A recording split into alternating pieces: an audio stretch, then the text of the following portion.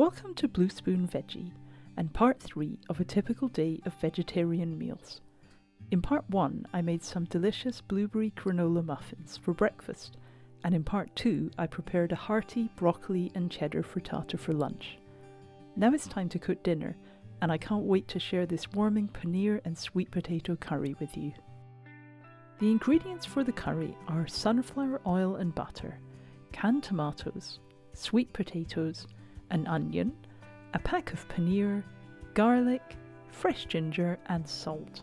The spices I'm using are mild chilli powder, turmeric, ground coriander and garam masala. I also have some cashews, spinach and fresh coriander.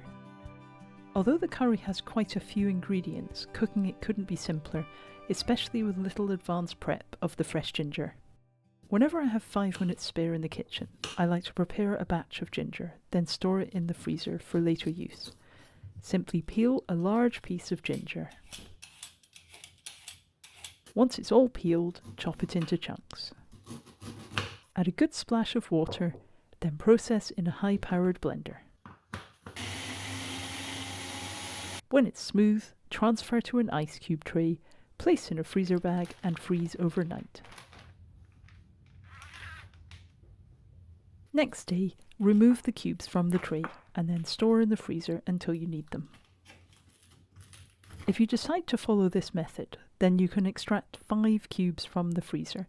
Otherwise, you'll need a piece of ginger 7 centimeters long, peeled and finely grated. Now let's start cooking. First, we need to peel the onion. Place the onion in a food processor and blitz until very finely chopped. Peel the garlic cloves, then crush them into the blitzed onion.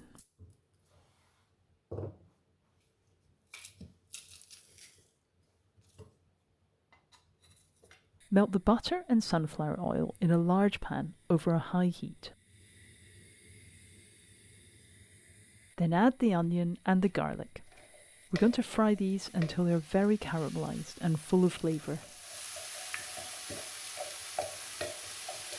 Stir the onion every couple of minutes. Keep checking on the onion. Once it starts to look quite dark, turn the heat down to low. Meanwhile, we can get on with peeling the sweet potatoes.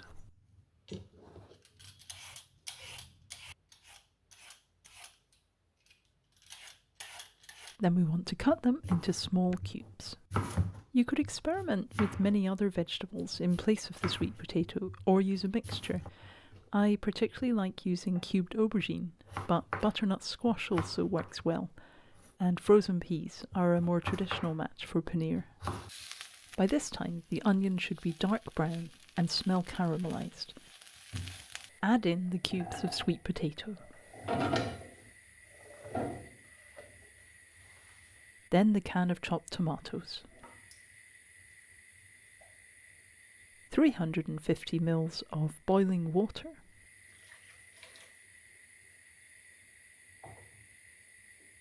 Our frozen ginger cubes go in. Then all the ground spices. And lastly, the salt.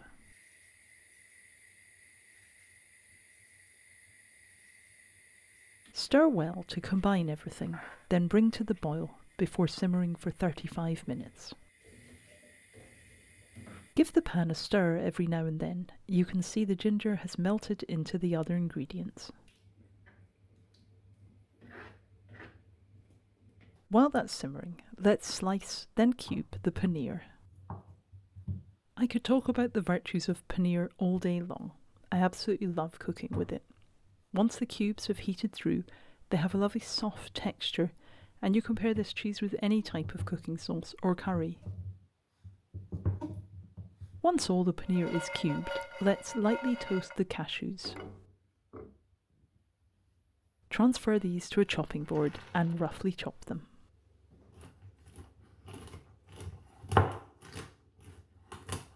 Let's also chop the fresh coriander. Coriander is quite a divisive herb, so if you're not a fan, then just feel free to leave it out. After our 35 minutes are up, let's add in the fresh coriander to the curry. Then add the paneer cubes, followed by the spinach. Then place a lid on the pan to encourage the spinach to wilt down. After a couple of minutes, remove the lid and gently stir everything together.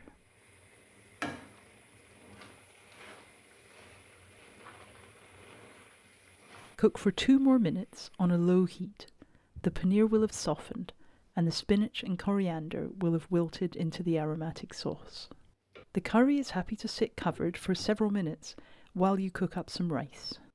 You might also like to serve some shop-bought bread, such as chapatis, alongside the curry. Sprinkle over the toasted cashews and serve with the rice. You'll have to excuse me digging straight in, but this is one of my favourite curry recipes. I've so enjoyed preparing this day of veggie meals. I do hope that you give the recipes a try and let me know your thoughts in the comments. Please like and subscribe for more recipes from Blue Spoon Veggie.